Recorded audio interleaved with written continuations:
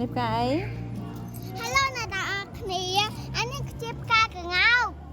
ផ្កាកង្កោបណាស្លឹកកង្កោប ណែខ្ញុំបេះមក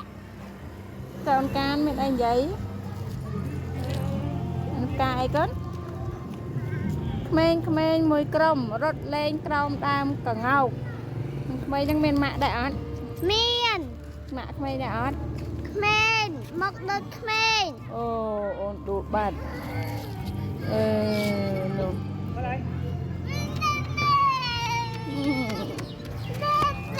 មើលកង្កោប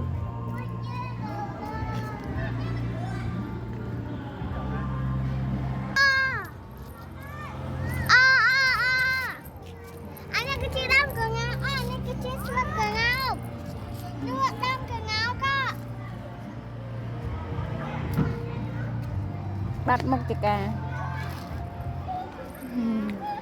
ពេលដាក់ផ្កាកង្កោបទៅបាត់មុខចកាមើលដាក់មុខអូនកាម្ដងមើលអេមើលមុខអូនកាម្ដងមើល